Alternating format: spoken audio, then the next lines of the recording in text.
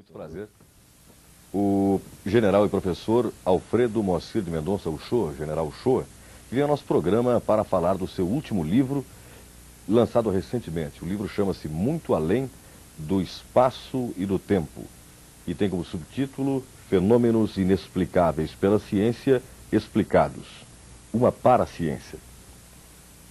Bem, vamos tentar analisar com o general Uchoa os propósitos deste livro, os fenômenos que a ciência não explica e que estão aqui explicados, e se estão explicados, de que forma estão, e a quem se dirige o livro inteiro. Vamos tentar dissertar um pouco sobre o livro, já que nós estamos em pleno transcurso da segunda-feira do livro, que deve ter inaugurado hoje no Centro de Convenções. General, esse livro se destina ao público comum ou aos iniciados, digamos?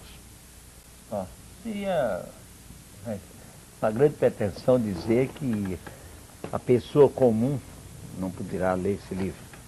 Mas realmente o livro é mais destinado, evidentemente, a quem estuda, a quem pesquisa, de certa forma podemos dizer mesmo a quem tem formação científica e possa abordar certos problemas palpitantes que estão se apresentando ao mundo desde muito tempo e que estão fugindo completamente a qualquer teoria científica vigente. É isso, o problema é esse. General, o senhor me dizia, ainda que rapidamente, durante o intervalo comercial, que o livro é um livro diferente. E que o que provoca, até por uma experiência que o senhor pôde sentir com um colega nosso, certas indagações, certos problemas até de compreensão. Por que o senhor considera o livro diferente? O livro é diferente exatamente por isso, porque é um livro pretensioso.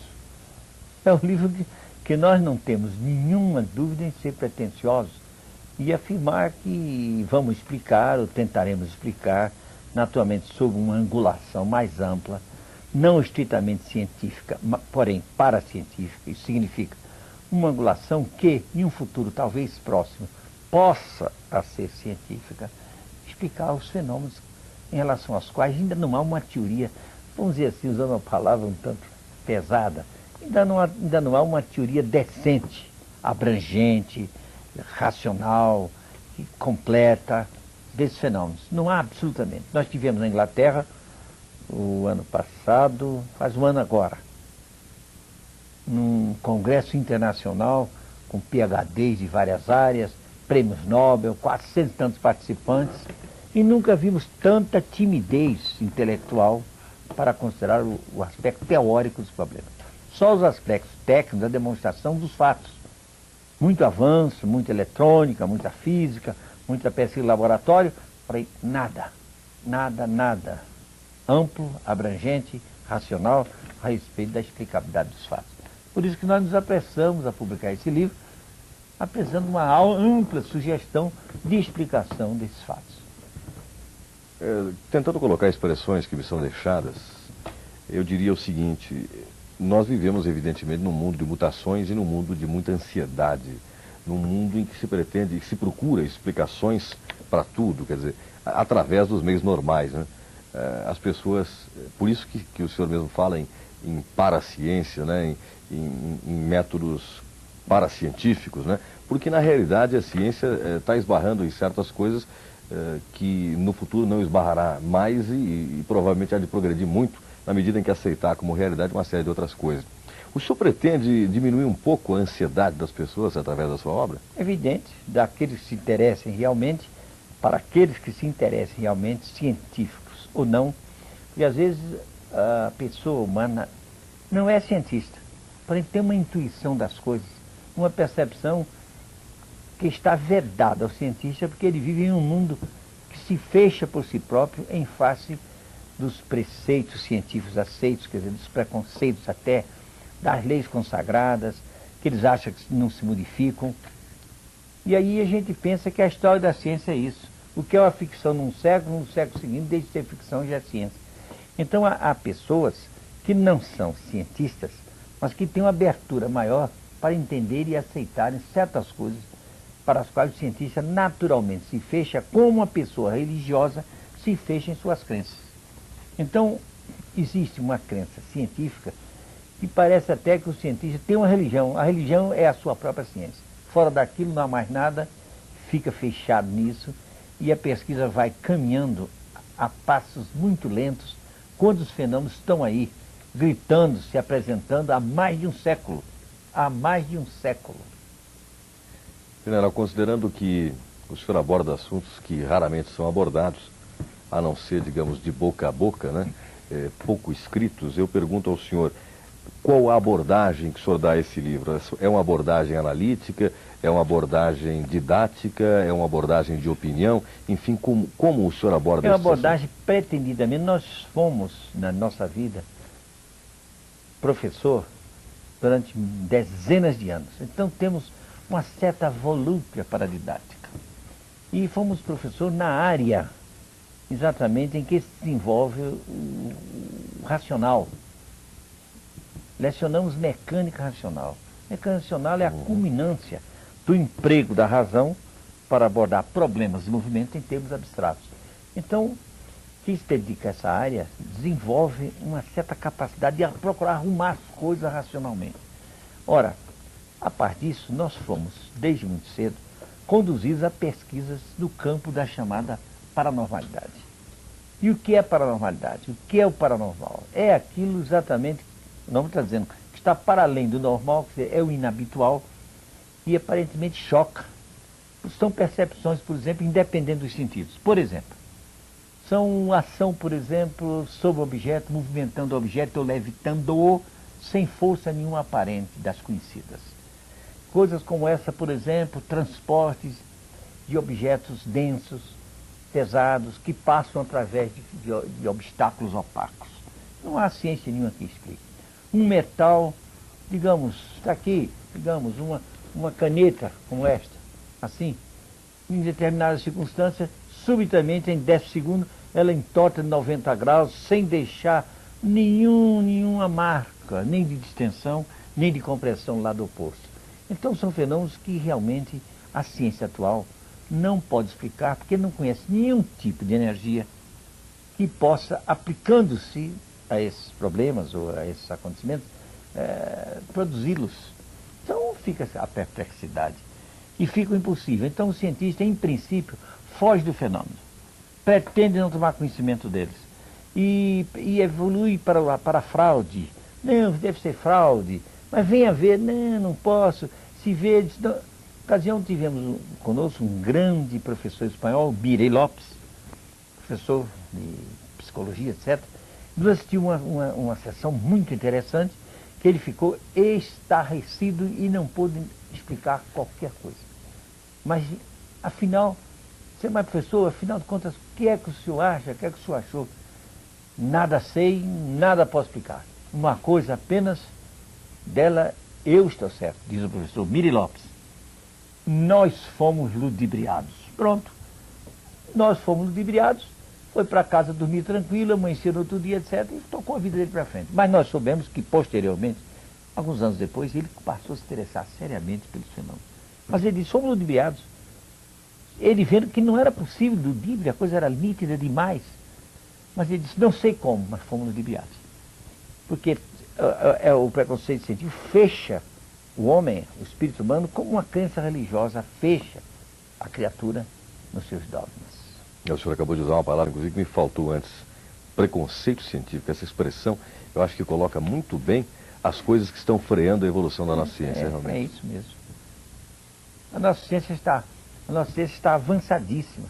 Nós temos razão para ter um certo orgulho humano do avanço científico, particularmente nesses últimos anos, ou nessas últimas dezenas de anos, viu, deste século. Muito bem.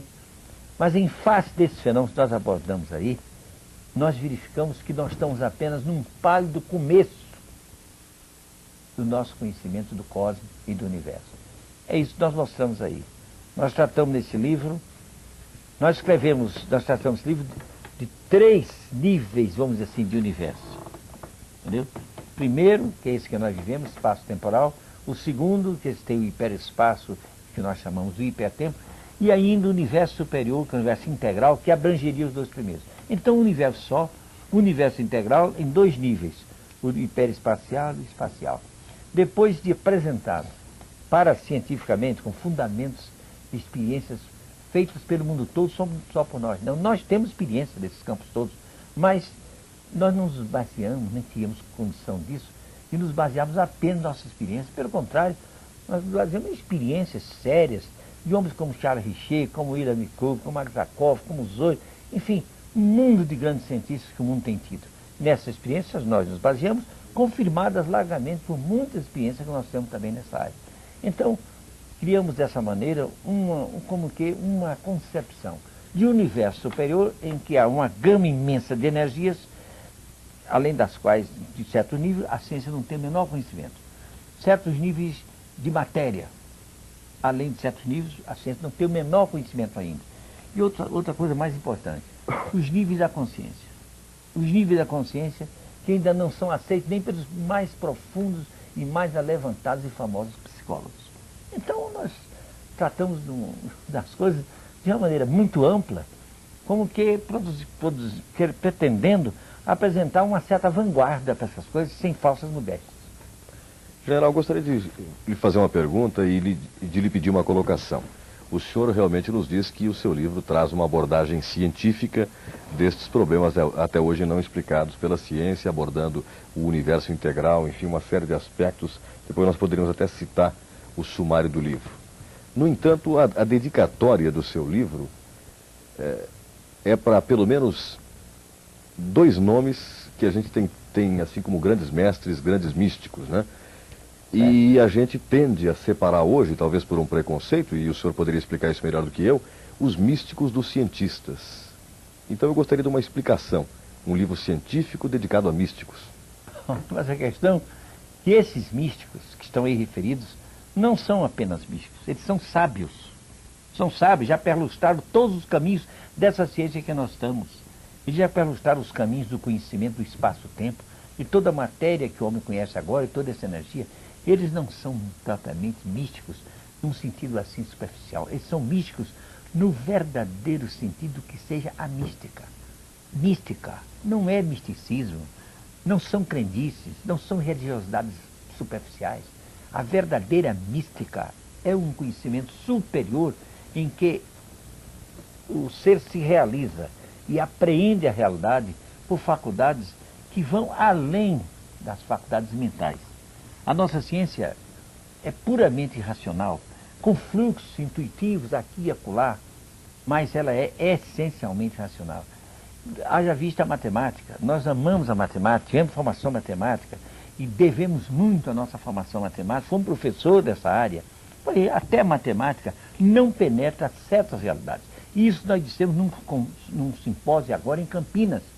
Campinas foi um acontecimento incrível no Brasil, primeira universidade que faz um simpósio em 3 setores, considerando 3 setores: matéria, energia e consciência, física e parapsicologia, e um setor de espiritualidade. Nós fomos a esse simpósio, dissemos isso lá, a propósito de uma exposição matemática muito importante, que a física teórica atualmente, e com centros grandes professores e pesquisadores da Universidade de Harvard, eles estão chegando à conclusão, primeiro pela própria via matemática, e depois por experiências em fatos e fenômenos do campo da física interatômica, que não há outro jeito de explicar aqueles acontecimentos, já no plano da física, se não se conceber um espaço do espírito. Então eles já aceitam que com o espaço do elétrico, que é o espaço da matéria, convive um espaço do espírito. Pois bem, em Campinas, um professor de física teórica fez uma bela exposição, pura matemática, muita coisa, falou até em relatividade complexa, que é uma coisa interessantíssima e transcendental, pouca gente conhece. Há pouco tempo, até o Einstein nem falou muito dessa coisa. Mas agora os grandes desenvolvedores, vamos dizer assim, se pode dizer assim, os grandes ampliadores e estudantes da relatividade, já criaram a tal relatividade complexa, em torno dos números imaginários. É uma coisa fantástica. Pois bem, mesmo isso, ainda não é coisa em que possamos confiar para penetrar a intimidade da realidade universal. Porque nós sabemos que o mundo mental, onde essas coisas todas se passam, ainda é um mundo relativamente pequeno, relativamente baixo, relativamente denso, em relação à verdadeira espiritualidade, aos valores superiores do homem, aos valores intuicionais e artísticos. Fizeram, por exemplo, um Rafael com 36 anos, deixou a obra que deixou, um Miguel Ângelo naquela época, seu monstro conhecimento da forma, e assim por diante. Então, há um mundo de conhecimento, de possibilidade de conhecimento acima do universo mental. Então aí a matemática não tem condição, porque a matemática é puramente mental. Entendeu? De forma que é preciso distinguir que esses mestres que nós homenageamos aí, esses mestres não são místicos comuns, são seres que perlustraram os caminhos de todo o conhecimento desse universo, desse espaço-tempo em que nós vivemos, tanto assim que são seres que estão nos Himalaias, por exemplo, podem se deslocar para qualquer lugar que querem. Eles são seres que podem precipitar uma carta. Eles projetam uma carta e, sob uma folha de papel, a carta sai imediata e perfeita, sem caneta, sem nada para escrever. Então são seres que conhecem um mundo de coisas que o homem ainda está longe de conhecer. Então não são seres místicos que andem rezando. Não. A verdadeira mística é um conhecimento superior, independente das rezas de quaisquer igrejas do mundo. O senhor, diante da sua exposição, me faz tentar voltar ao princípio, o princípio do ser humano, né, do ser homem, do bicho homem, digamos assim. E me parece que se nós continuarmos com os mesmos caminhos que a gente tem hoje, nós nunca iremos desenvolver este aspecto da nossa, digamos, integrar a dualidade do nosso ser. Porque a gente tem, e aí o general tem melhores condições de falar, a gente tem um aspecto que provavelmente devesse ser, desde o berço, incentivado pelos pais, pelos educadores, para que isto que hoje é dito paranormal se tornasse uma normalidade na nossa vida. Ou seja, nós fazemos questão e insistimos nisso, em ignorar toda a nossa potencialidade, eu não sei que termo usar, psíquica, digamos, ou parapsicológica, ou enfim, o nome que você quiser dar. Mas me parece que isso é alguma coisa inerente ao ser humano e que a gente simplesmente desaprendeu de usar por aí pelo caminho e está se negando a voltar a usar. E isso é ciência, não é? Sim, mas não parece bem o caso de termos aprendido e abandonado, nada disso. A nós nos parece, pode ser que seja assim, mas a nós particularmente nos parece que não é bem assim. Uhum. É que nós da nossa humanidade, estamos num processo evolutivo. Num processo que vem, cujas raízes se encontram na densidade da própria matéria, do mundo físico, que depois se eleva à vida divina, se eleva do mundo físico, ambiental, mineral, ao mundo vegetal, experiencia aí, depois experiencia no reino animal, depois vem experienciar no homem, quando o homem se realiza. Então, o progresso da humanidade vem dessas raízes antiquíssimas e que se perde naturalmente na noite dos tempos, talvez de bilhões de anos. Então, nós chegamos agora numa fase em que nós estamos a caminhar. Então, o que acontece hoje com o ser humano, que se prepara, é que ele está ainda nessa fase, em que ele precisa conhecer o que é ainda denso do mundo em que ele está. Então, mas ele possui, tudo indica, a experiência mostra, as religiões dizem, os grandes autores dizem, e a ciência está começando a mostrar, que o homem possui uma potencialidade incrível, supostamente para ser desenvolvida com o tempo, porque como a onda de vida da criação, vamos dizer, não falar em Deus não interessa. Poder criador, etc., que trouxe a vida do sapo, do percevejo, da barata, vamos dizer assim, da cobra, do elefante, etc., trouxe a humanidade primária, o homem primitivo das cavernas, e trouxe depois o homem ao estágio atual, trouxe o homem à altura, digamos, de uma Santa Teresa d'Ávila, de um Pitágoras, de um Jesus, enfim, essa onda de vida está continuando a crescer e naturalmente conduzirá o homem através do infinito que ele tem a realizar. Então é preciso que compreendamos que não há uma grande pressa, porque é um processo que se vai dando à medida que os tempos vão passando. Então o homem vive não nesse tempinho que nós temos nesse livro um estudo sobre o tempo. Esse nosso estudo sobre o tempo está nesse livro, permite, por exemplo, explicar a profecia. Daí o nosso livro ser pretensioso. Nós não conhecemos cientista nenhum que se meta a explicar a profecia, e nós aí procuramos explicar a profecia, a pré-cognição. Então, são faculdades essas, que são essas paranormais, que não convém que os educadores agora comecem a querer desenvolver demais nas crianças. Não, será prematuro. As coisas estão começando a se revelar para ir estimulando novas perspectivas educacionais para o futuro natural que há de se abrir. Naturalmente, quem sabe, nesse tal futuro milênio que se fala. Então é preciso ter paciência, compreensão e não esquecer que esses fenômenos todos demonstram uma capacidade latente no ser para evoluir, para crescer, e um dia há de fazer isso, que parece, tudo indica que esse é o seu destino.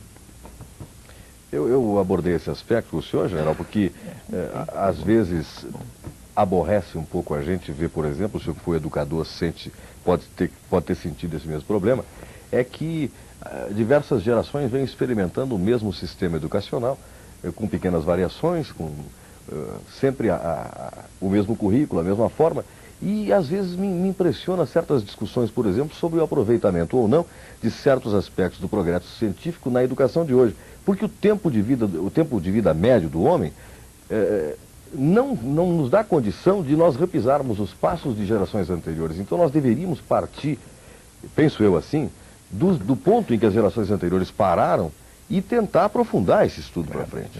E isso, da maneira como a educação é conduzida hoje, parece impossível. Mas há o seguinte, mas isso se explica em face de uma lei cósmica que é presente em toda a estrutura do universo, desde a densidade da matéria, do físico, das energias físicas, até os campos superiores do espírito.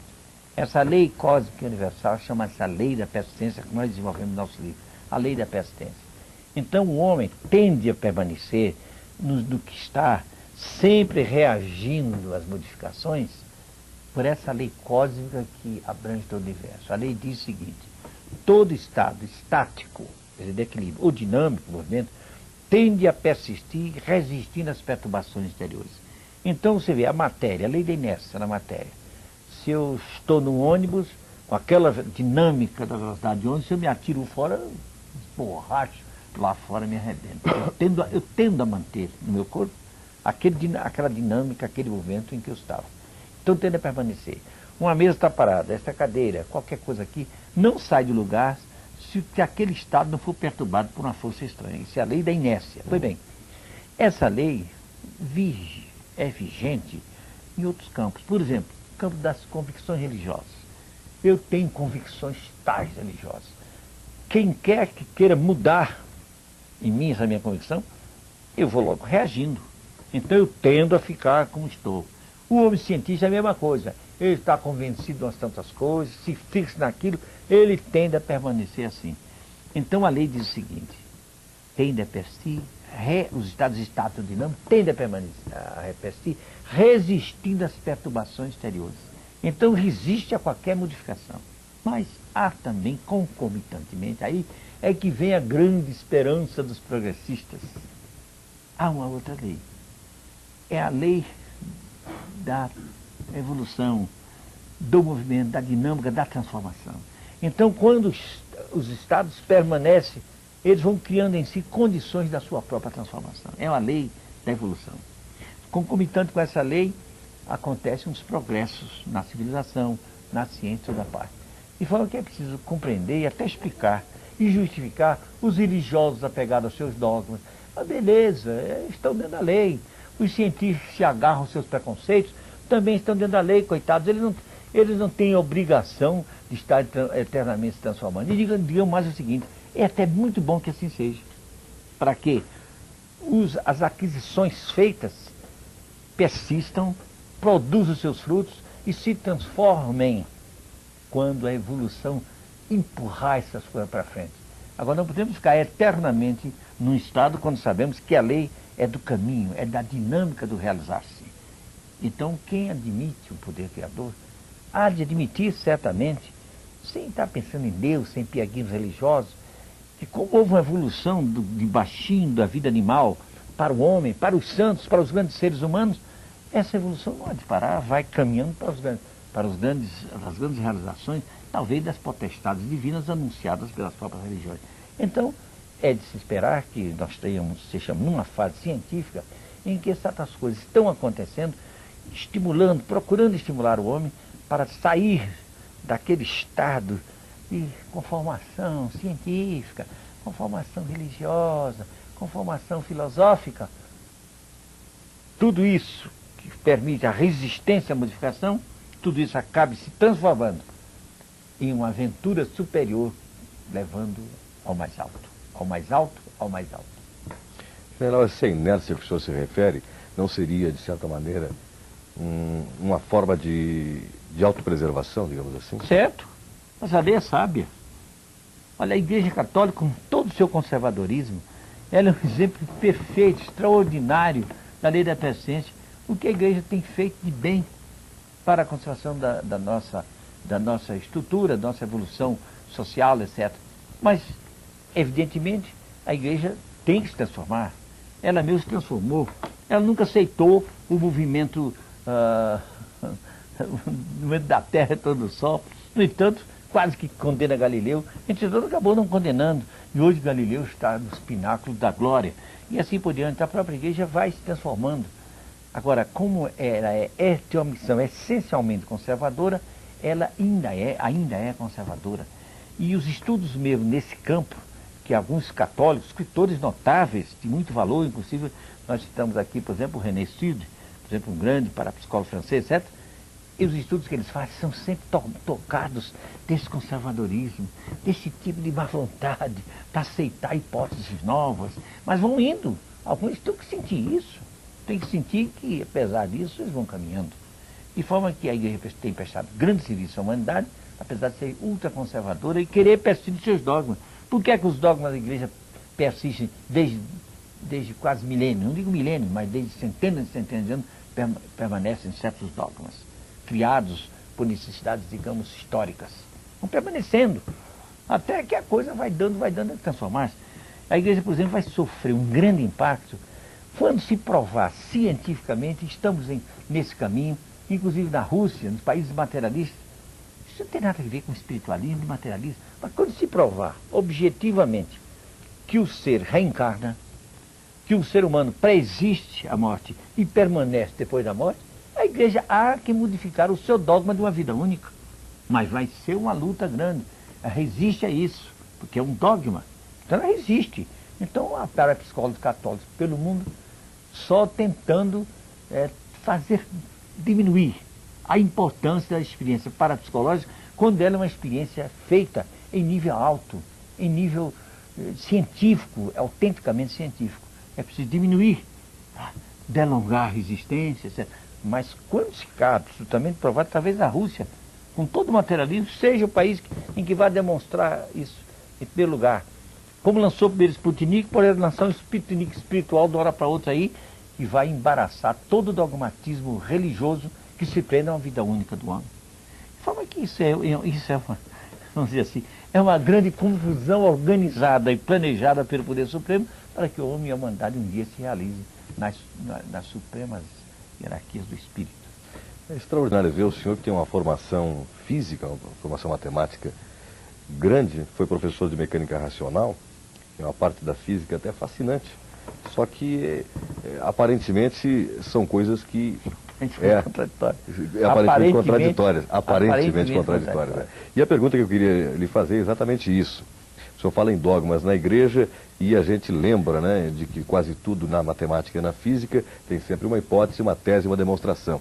E onde é que a gente está falhando nessa história? A gente está formulando erradamente as hipóteses, está se negando a mudar as hipóteses são como dogmas ou como é que funciona isso? As hipóteses são como dogmas, as hipóteses são hipóteses. Uhum. Agora, quando as hipóteses se confirmam, criam-se leis, porque o que é ciência?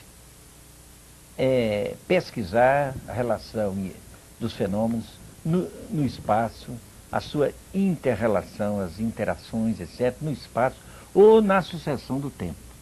Então fazem-se hipóteses a respeito do relacionamento das leis de dependência, quer no espaço, quer no tempo. E feitas as hipóteses, estabelecem-se leis, e a ciência está cheia de leis. Muito bem. Mas acontece que aparecem fenômenos que não se enquadram nas hipóteses feitas. Então é preciso que se reformulem as hipóteses, que se façam novas hipóteses.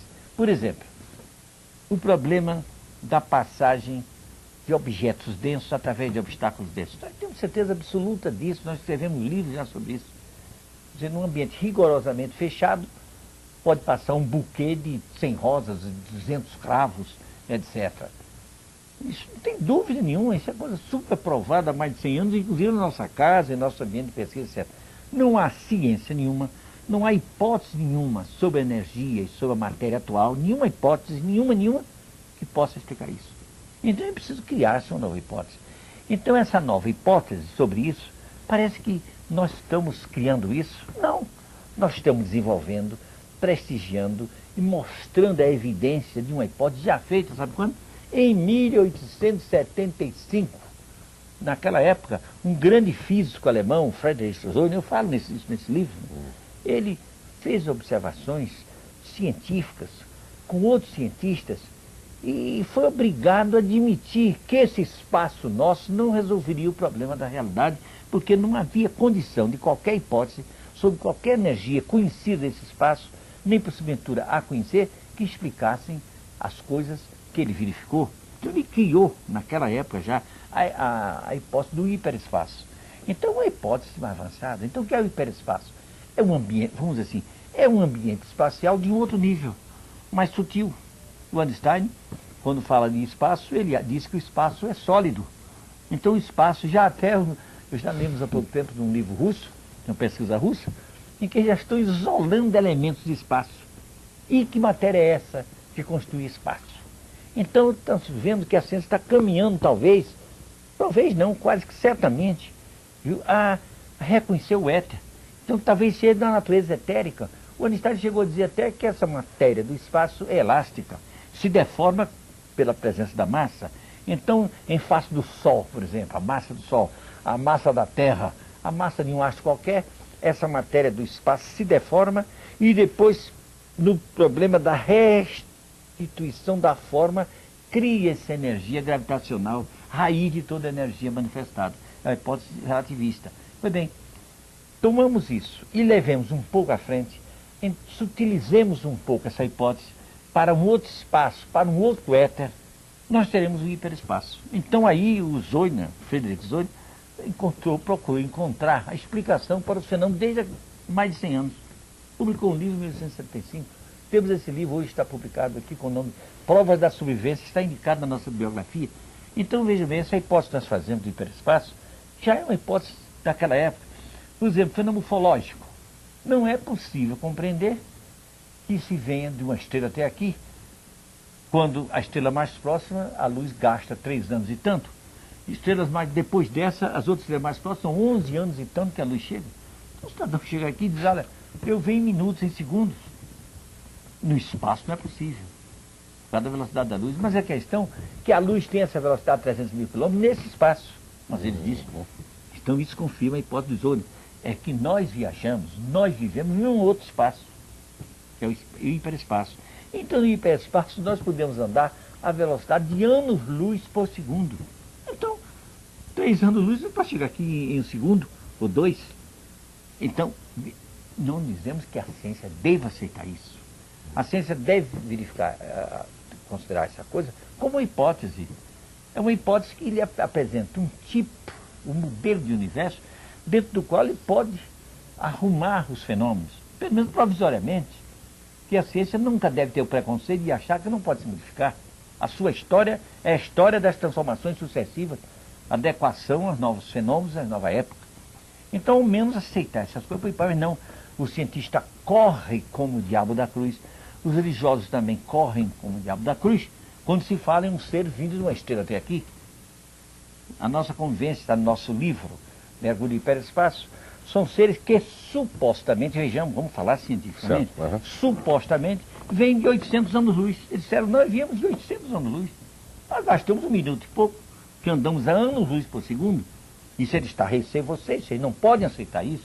O próprio intermediário acha que nós, rigorosamente, nós cientistas, não podem aceitar isso. Mas, meu Deus, ao menos aceite como uma hipótese, trate de pesquisar e arranjar outras hipóteses. E não negar aquele problema. Não acredito nas bruxas, mas que as bruxas existem, existem. General, nós vamos, ao longo do tempo, ter que modificar os nossos postulados científicos básicos ou criar uma ciência que, em paralelo a que já existe, venha a satisfazer esta necessidade? Não, acredito que o mundo é um mundo só. Que o que há de positivo em nossa pesquisa tem coisas analógicas nos outros níveis superiores da realidade.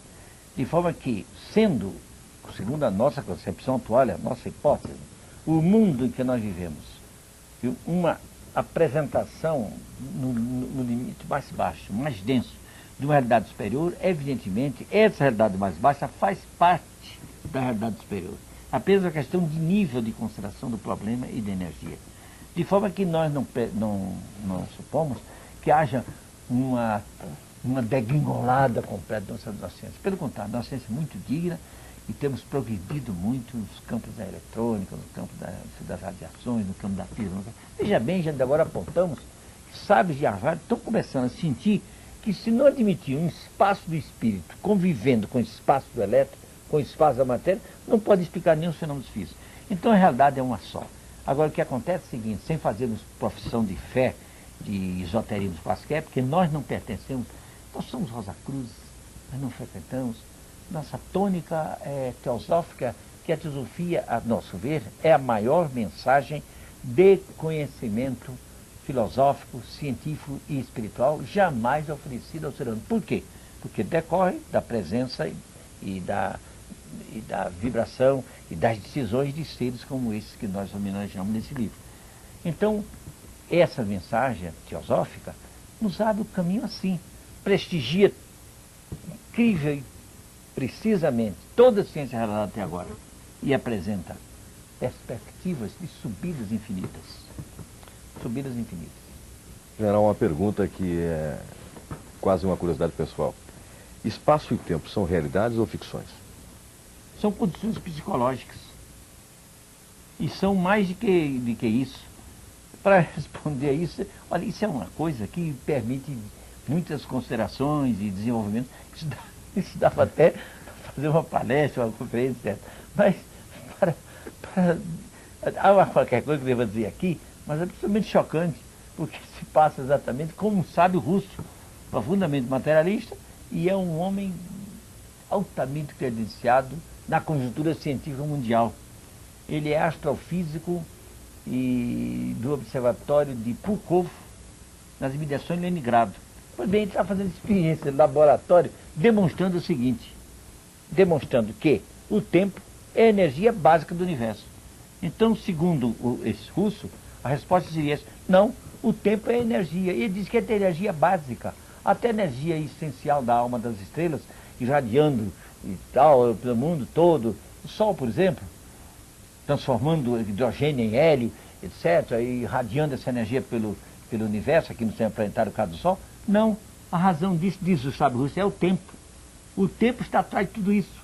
E ele procura fazer experiência em laboratório, imagine, faz experiência em laboratório demonstrando que o tempo é a causa, por exemplo, dos fenômenos parapsicológicos. Ele prova, por exemplo, que o fenômeno parapsicológico, o tempo de um fenômeno parapsicológico, digamos, é emitente de uma radiação, de uma clarividência, por exemplo. Junto do fulano, o tempo se dilui. E no fenômeno lá ele se adensa, de forma que existe uma combinação, uma reação de tempo, que é no fenômeno, que é no seu efeito, que é na causa, que é no seu efeito. De forma que o tempo esse russo é a energia base do universo. E nós, fazendo uma investigação teórica à luz da teosofia, fomos pouco a pouco chegando a nos dar conta de que talvez, muito provavelmente, esse sábio russo está certo. Isso quanto ao tempo. O espaço são os vários níveis da manifestação universal. Nós estamos no espaço, no nível mais denso da nossa percepção, depois aparece uma percepção novo espaço, que é o hiperespaço, assim por diante, de forma que o espaço decorre de uma apreensão psicológica da ambiente que nós estamos e de uma conceituação desse ambiente. Ora espaço, ora espaço hiperfísico, é o hiperespaço, ora os espaços astrais ou planastrais, ora os espaços mentais e ora os espaços supramentais, onde a realidade divina é mais fina, mais perfeita e absolutamente crística ou divinizada. General, o senhor me dá licença? Pois não, vontade. O nosso bate-papo, eu acho que está assim tão interessante que eu vou lhe pedir para ficar um pouco mais com a gente. Só que eu gostaria de fazer um intervalo comercial. Enquanto isso, a gente descansa um pouco. Nós voltamos daqui a pouquinho ainda a falar do seu último livro, Muito Além do Espaço e do Tempo, lançado pela editora Tesauros, e que já está à venda, e a gente está falando do livro a propósito da realização da segunda-feira do livro aqui no Centro de Convenções, que foi inaugurada hoje. Mas a gente não pode ficar conversando sobre um livro com a presença do General Shoa. A gente começa a dissertar, começa a fazer perguntas e isso aqui se torna assim um excelente terreno para a gente divagar em torno de diversas coisas. Então pretendo agora voltar ao livro, que é uma coisa que nos interessa muito de perto. Aliás, como de resto tudo que foi aqui conversado nos interessa muito de perto. E o sumário do livro chega até a assustar. A gente não... realmente, General, o senhor há de convir que se a gente vê um sumário do livro que começa com o universo espaço-temporal, abordando o universo integral, o universo hiperespacial, hipertemporal, o universo integral, a duração, as várias dimensões do tempo no mundo integral, etc. Ele vai indo, abordando metapsíquica subjetiva e vai terminar abordando cura transcendental, síntese da teoria geral sobre a fenomenologia parapsicológica metapsíquica. A gente de repente se assusta, porque aqui no meio, inclusive para aqueles que gostam de detalhe, eu diria que há um capítulo em que, através da análise da metapsíquica objetiva, o General Shoa aborda inclusive os fenômenos conhecidos por todo o povo, que são os fenômenos Uri Geller e Thomas Green Morton. Então eu gostaria de dedicar esses minutos finais da nossa entrevista ao seu livro, General. O senhor tem toda a liberdade de comentar aqui o que o senhor desejar, inclusive esta abordagem, talvez que é uma abordagem muito popular em torno de Uri Geller e Thomas Green Morton, que a gente teve a oportunidade de assistir e, de certa maneira, se decepcionar um pouco aqui em Brasília. Bem, eu fico sem saber, porque é tanta matéria, tanta coisa, não sei como, sabemos como abordar o problema. Nós preferiríamos que você especificasse. Se quer dizer, por exemplo, quer alguma coisa sobre os fenômenos do Thomas, os fenômenos do Uri Geller, os fenômenos psíquicos. Exato, eu gostaria que o senhor explicasse, dentro do seu ponto de vista, evidentemente, uma coisa que a gente conheceu, que são os fenômenos de Uri Geller e Thomas Green Morton, evidentemente dentro do seu ponto de vista, porque há uma quantidade imensa de correntes tentando explicar o que acontece com eles e provavelmente ninguém explicando realmente. Começamos observando o seguinte, que nós não conhecemos correntes, nós não conhecemos, estamos agora ouvindo você falar, que tenta explicar. Agora, que verifique os fatos, nem hipóteses. Não? Nós não conhecemos hipóteses. Conhecemos as pessoas, os meus cientistas, ficarem estarrecidos com os fenômenos. Por exemplo, o caso do Thomas, do Uri Geller. O André Pilhares levou aos Estados Unidos, e um dos primeiros contatos que ele teve lá, o Uri Geller foi com aquele von Braun, né, aquele grande astrofísico alemão, judeu alemão, que depois foi trabalhar nos Estados Unidos. O primeiro fenômeno que ele produziu com a presença do von Braun foi pedir a ele um anel de ouro, que o von Braun usava, um belíssimo anel no dedo do outro. O Uri Geller pediu. Observou, etc. Quando devolveu, não cabia mais no dedo do von Braun. Ele não pôde mais colocar. Nós não sabemos se depois o Uri Geller procedeu ao contrário, né? Arrumou. Aqui no Brasil, conhecemos do Thomas, nós não assistimos esse fenômeno. Mas assistimos coisas até talvez mais incríveis. Nós assistimos do Thomas coisas talvez mais incríveis de tudo isso. E mais incrível do que esse que nós vamos relatar, a propósito também de metal controlado. Uma criatura foi visitá-lo lá em Três Corações, quando ele estava lá, agora está em Pouso Alegre. Nós não sabemos se foi em Três Corações ou Pouso Alegre. Uma pessoa de muitas relações dele. Estava com um medalhão enorme, uma beleza, um adereço feminino. O Thomas olhou assim e disse: Fulana, você não está achando esse medalhão grande demais, não? Passou os dedos, fez uma curva assim em cima dos dedos e foi apertando, o medalhão foi diminuindo.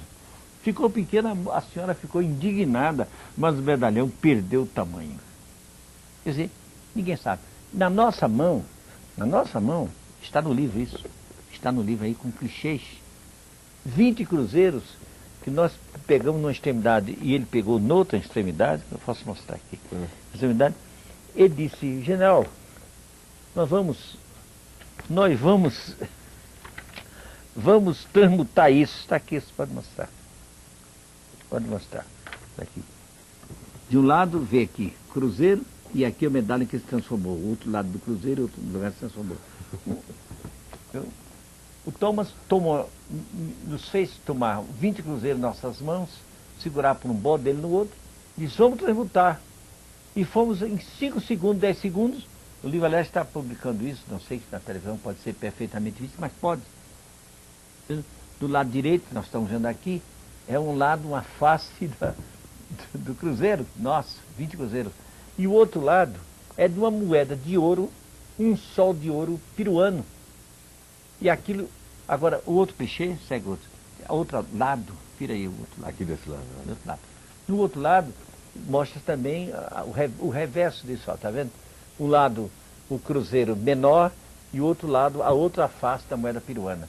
Então, em nossas mãos, em 5 segundos, sem perdermos contato, 1 segundo de contato, uma moeda de 20 cruzeiros se transformou num sol de ouro peruano. Então, isso é uma coisa que não tem sentido nenhum para qualquer cientista aceitar ou procurar explicar.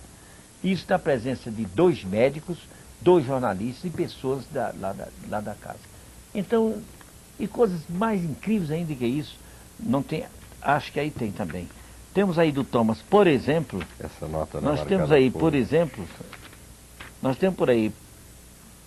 por exemplo, uma rosa feita de colher de sopa. Uma rosa feita de colher de sopa, né? Eu acho que essa aqui, não é? Não? Olha aqui, mostra aí. Essa aqui eu uma acho rosa feita de colher de sopa. 3 colheres tomadas de cima da mesa no nosso faqueiro, levantadas, quando no espaço elas se enrolaram sozinhas e virou isso que a televisão está mostrando. Uma coisa extraordinária que não há oficina nem técnica do mundo que faça, principalmente em 5 ou 10 segundos, na vista de toda a gente durante o dia. Então são coisas absolutamente inexplicáveis. Agora, alguém pode pensar, mas o senhor que escreveu esse livro, esse general, pretende explicar isso? Nós pretendemos e explicamos. Mas nós não podemos explicar isso no espaço-tempo em que nós estamos. Nós temos que explicar isso admitindo realidades para além do espaço-tempo, porque tanto o livro é assim. O livro diz, muito além do espaço-tempo. Porque muito além do espaço-tempo existem seres de um poder super-humano que a pretensão humana não quer aceitá-los. Que as religiões também não querem aceitar, porque acham que Adão e Eva é a obra-prima do Criador, e nós somos a obra-prima também, da hoje uma obra-prima de segunda, que está criando, se acabando a si mesmo. É essa maravilha do homem que está se acabando a si mesmo, é a obra-prima do Criador. Isso é até uma ofensa ao poder criador. É uma ofensa essa posição, dizer que o homem é o máximo da criação. Mas é o ponto de vista também do cientista, que não concebe nada acima das possibilidades do cérebro humano. De fato, o cérebro humano é uma maravilha, mas a biologia que está intercorrente ali não há de ser eternamente limitada àquilo, porque a vida se estende muito, muito acima. Então, nós vamos ver no nosso universo integral seres que dominam as energias do plano mental. E nós aprendemos que o plano mental se corresponde com os planos inferiores, chega até o plano físico, pela lei que se sabe, chama-se lei de correspondência, em que os planos se interligam, parece que por uma energética interior que aproxima todos os planos da vida. Então o ser, por exemplo, que quer fazer um fenômeno desse, ele imaginou, polarizou a forma dessa rosa de colher de sopa, criou a forma mental, e aquela ação da mente filtrou-se através do astral e do hiperfísico, chegou ao físico e impôs essa forma. Mas para isso é preciso exercer um poder absolutamente super-humano que a ciência não aceita, nem as religiões patrocinam. Mas nós sabemos que isso é um fato, porque não nos limitamos nas nossas convicções a um fenômeno isolado. Nós temos um mundo deles, inclusive um mundo pessoal desses fenômenos. Então é preciso ter coragem para dizer as coisas e abrir os horizontes do espírito humano para realidades superiores. Então, assim se explica como se forma uma coisa dessa instantaneamente, absolutamente inexplicável. O instantaneamente é relativo, sabe por quê? Porque esse tempinho que nós estamos, esse tempo nosso é contingente. Nós fazemos nesse livro um estudo sobre o tempo, em que nós mostramos como esse tempo desaparece em face de tempos superiores. E faz subitamente, mas na realidade para eles é uma técnica normal fazer isso. Logo aos poucos nós vamos explicando não só isso, como outros fenômenos do livro. Não, sem querer fazer brincadeira com o senhor, na realidade nós estamos aqui discutindo inclusive noção de tempo, etc. O nosso tempo está acabando, praticamente esgotado. Acabou? Então acabou. Eu gostaria de agradecer a sua presença, general, e mais uma vez alertar aquelas pessoas que se interessam por alguma explicação maior sobre fenômenos que até hoje não viu explicados. E o General Uchoa lançou recentemente seu último livro, chamado Muito Além do Espaço-Tempo, ou Muito Além do Espaço e do Tempo. Isso aqui você lê como você quiser, que está colocado apropriadamente em amarelo, né, General? Para a pessoa tirar daqui. Exatamente. Já tinha uma galáxia aqui em Ampulheta. É verdade. Não, o livro tem muita coisa que a gente não vai entender assim tão facilmente, ainda mais aqui com o programa no ar. É uma edição da Tesauros e está à venda em todas as livrarias de Brasília, né? Ainda, não sei se está em todas ainda, mas primeiro na livraria Tesauros, ali, defronte do Colégio Militar. Perfeito. E também, provavelmente, na Feira do Livro, né, que está sendo realizada no Centro de Convenções agora até domingo. Muito obrigado mais uma vez, General, pelo seu comparecimento ao nosso programa. E agora já são 21h06.